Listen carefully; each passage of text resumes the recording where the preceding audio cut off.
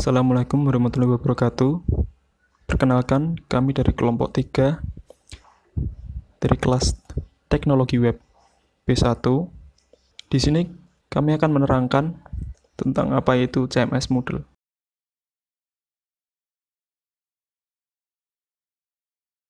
Kelompok 3 memiliki anggota yakni Marcelus Arnado Bimo Mardika, saya sendiri, Zidan Rizky Wijaya, Nur Hidayah, dan Daniel Robert. Untuk penjelasan pertama, apa itu CMS Moodle? CMS Moodle adalah salah satu dari banyaknya platform yang digunakan untuk kegiatan belajar mengajar. Manfaat CMS Moodle itu yaitu digunakan oleh fasilitas pembelajaran seperti sekolah atau kampus. Seperti kampus Universitas di Gubang itu menggunakan CMS Moodle, yaitu dengan e-learning-nya itu menggunakan CMS Moodle. Itu sebagai wadah dari kegiatan belajar mengajar itu sendiri. Apalagi sekarang sedang musim pandemi corona, dan itu mengharuskan semuanya secara online dah. E-learning ini sangat berguna bagi pembelajaran di kampus lah begitu. Lalu mampu menampung berbagai macam format file di dalamnya. Nah, di sana itu di dalam CMS Moodle ini tuh bisa menampung seperti tugas, seperti forum atau diskusi, atau bisa mengupload foto, file, dan lain-lain lah. Lalu selanjutnya itu memiliki server yang cukup baik dengan penyimpanan database yang sangat besar. Lalu bisa digunakan bahkan oleh siapa saja, tidak perlu memiliki kemampuan khusus.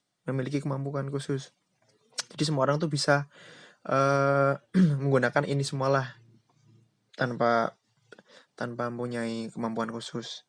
Lalu ada cross platform atau bisa diakses melalui web, aplikasi desktop, dan mobile. Nah,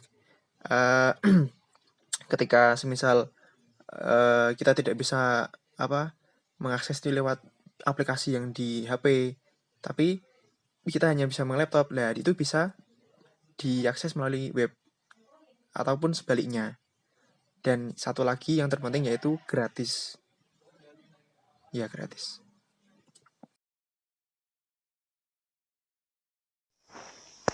Fungsi CMS Moodle meliputi kustomisasi desain dan layout, all-in-one kalender, pengelola file, track progress, menyimpan database pengguna, media e-learning, dan pengganti kelas konvensional.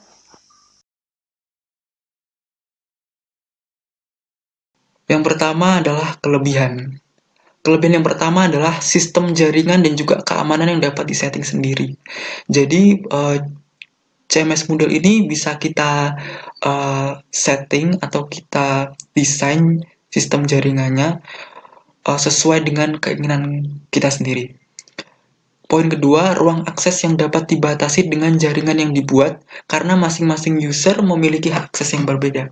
Maksudnya bahwa hak akses antara dosen ataupun guru dengan siswa ataupun mahasiswa ini ruang aksesnya berbeda.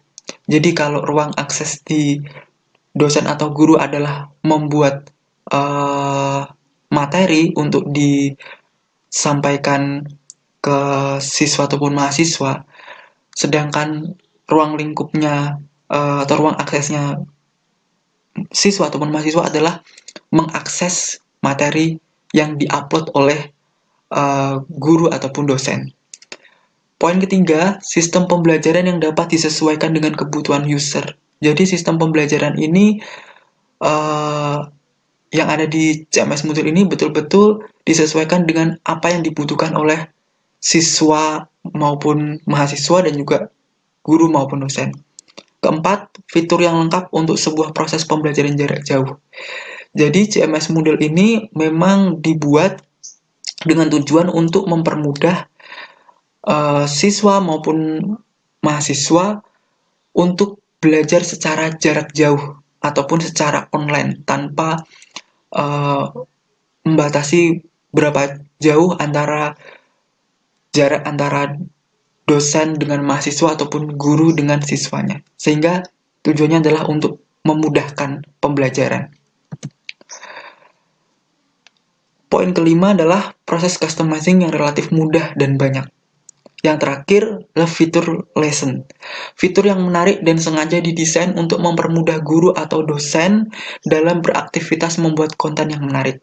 Nah, fitur lesson ini dibuat memang untuk mempermudah di CMS Moodle. Tujuannya adalah agar siswa maupun mahasiswa ini lebih mudah untuk memahami konten-konten yang dikirim oleh guru maupun dosen, dan juga lebih mudah untuk menangkap maksud dan tujuan materi yang diupload.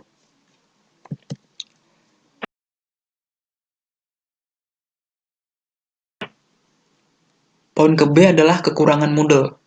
Yang pertama adalah membutuhkan pemahaman yang lebih tentang sistem. Jadi si pembuat CMS Moodle ini harus betul-betul memahami bagaimana sistem itu berjalan ataupun bagaimana perancangan sistem itu.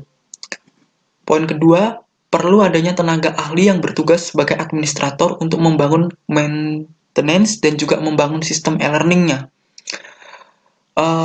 Untuk membangun Moodle ini memang dibutuhkan tenaga-tenaga ahli IT sebagai administrator. Jadi fungsinya dia itu adalah untuk mengatur jalannya CMS Moodle atau e-learning agar tidak down ketika dioperasikan oleh user. Yang terakhir adalah memerlukan hardware yang lumayan bagus dan juga mengeluarkan biaya yang lebih sedikit. Dan di sini walaupun hardware-nya ini bagus, tetapi pengeluaran yang dikeluarkan oleh si pembuat juga lebih sedikit.